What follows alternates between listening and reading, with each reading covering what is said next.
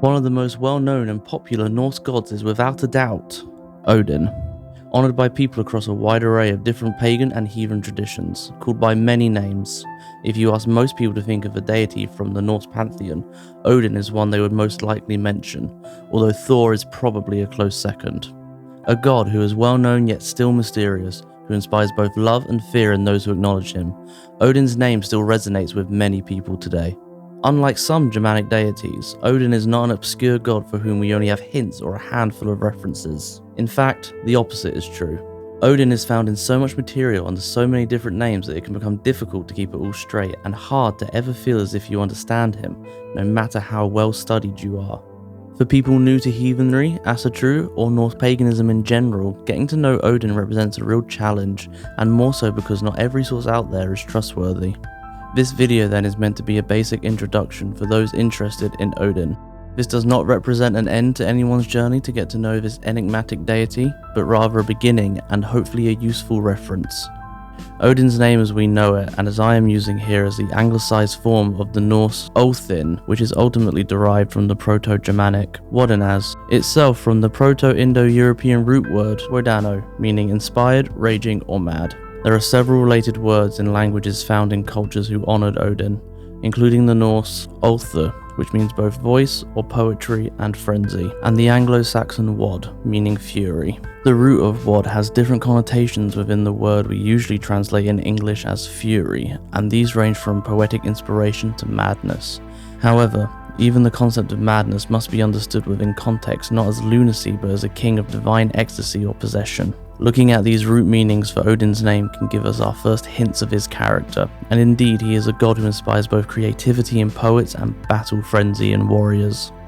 As with many things in paganism and academia, there is an open-ended debate as to how closely connected some of the different cultural interpretations of Odin are. Is the Germanic Wodan the same as the Icelandic Uthin? Are they the same as the Anglo-Saxon Woden? Or are these similar names for deities who share a root in Indo-European culture but branched off into different beings? There is no definitive answer to these questions, and the individual is left to decide for themselves how they will choose to understand Odin. For the purposes of this video, the main focus will be on Odin as we understand him from the Icelandic material, but we look at Odin as he is understood in Germanic and Anglo-Saxon cultures as well. In the beginning, we are told that there were two worlds, Niflheim, which was the world of freezing ice and frigid rivers, and Muspelheim, which was a world of primal fire. Between the two lay Ginnungagap, a great expanse where the heat from the flames of Muspelheim met the ice of Niflheim and created a steaming fog. Over time this built up a coat of rime, and out of this rime emerged two primordial beings, a giant named Ymir and a cow named Altruma. Ymir slept in the Ginnungagap, and as he slept his body produced frost giants. Meanwhile, Altruma fed off the rime by licking at it, eventually licking free another being, Buri. Buri's son and one of the giants, Beshla, produced 3 sons, including Odin. These 3 saw the frost giants proliferating from Ymir and decided to put an end to the primordial giant. From his body, they fashioned our world called Midgard and set everything in its place. From sky to sea, using his body to create everything. They created the dwarves and elves as well as humans. There were still giants in the world, as some had survived Ymir's death and the resultant flood caused by his blood. After this act of creation, there were 9 worlds according to Norse cosmology. Although what exactly they were named varies depending on the source, I'll give them here as I know them. Our world is Midgard, or Middle World roughly. The Norse gods, called Aesir, live in a world called Asgard, which is joined to the other worlds by a rainbow bridge named Bifrost. There is another tribe of gods called Volnir, who live in a world called Vanaheim. 3 of these Vanic gods live among the Aesir as peace hostages after a war between the 2 groups, and these are Njord and his children, Freya and Freyr. The Allfather live in Jotunheim, a world whose name means light elf home, and the dwarves, or possibly the dark elves, depending on how you decide to interpret them, live in Svartalfheim, or black elf home. The giants live in Jotunheim, a place that Thor and Loki sometimes travel to, but otherwise is described as somewhat wild and dangerous. The dead live in Helheim, the land of the dead ruled by the goddess Hela, one of Loki's children. And the 2 primal worlds of Niflheim and Muspelheim still exist around the 8th and 9th worlds. All of these worlds, according to lore, are arranged in the world tree Yggdrasil, which itself is complex. The soul is seen as eternal in heathenry, and after death there are several options for where the soul can go. This is important to understand because much of Odin's prophecy-related magic involved contacting the spirits of the dead seeresses. Many people are also familiar with the idea of the battle dead going to Odin's Hall, Valhalla, but there are a wide variety of options for a soul's destination. Some dead become mound dwellers, their souls going into the land. In Eyrbyggja saga, after Thorolfr's son drowns, it is believed he goes into a hill on his father's land where he is welcomed with feasting. In Gisla saga, a man who is a friend of Frey dies and is buried in a mound, and it is said that no frost will form on the hill because Frey does not want frost to come between them.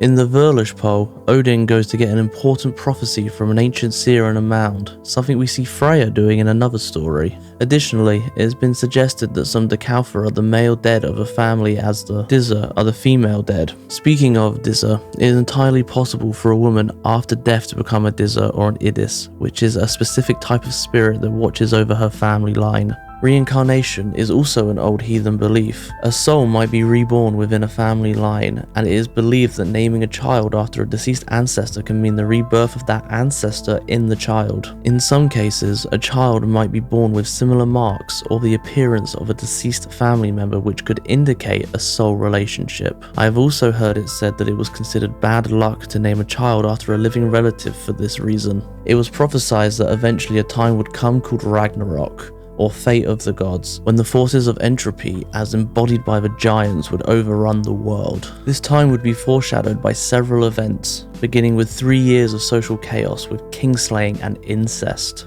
Then there will fall a series of 3 harsh winters without summers in between. This time of endless cold would be called Fimbulvinter. After this set of 6 years, the sun and moon will be swallowed by giants in the form of wolves, and the stars will disappear from the skies. Then a great earthquake will shake Midgard. The Fenris wolf, who was bound because of his destructive potential, will break free, and his sibling, the Midgard serpent, will writhe in the sea, causing a great tidal wave. The ship carrying the dead, who will fight on the side of the giants, will sail, and the forces of Muspelheim, the giants of fire, will ride forth against the gods. The Aesir and Enhedria will fight on one side, and Loki and the frost and the fire giants on the other. In the end, all will be defeated and the world will be destroyed, but 2 humans will survive hidden in the world tree, and a handful of gods. Children of well-known gods will survive to begin anew. Odin's story is interwoven in every aspect of this, from creation through to Ragnarok, and one of his main aims seems to be delaying the inevitability of the god's final fate as long as possible. Much of what he does is ultimately aimed at this goal, including his endless quest to gain more wisdom. If you would like to continue your journey to learn more about Odin, I recommend you start with one of our books, Odin, Meeting the Norse Allfather. The words for this introduction were provided by Morgan Daimler, who expands on everything we've mentioned here in the book. Thank you all very much for watching.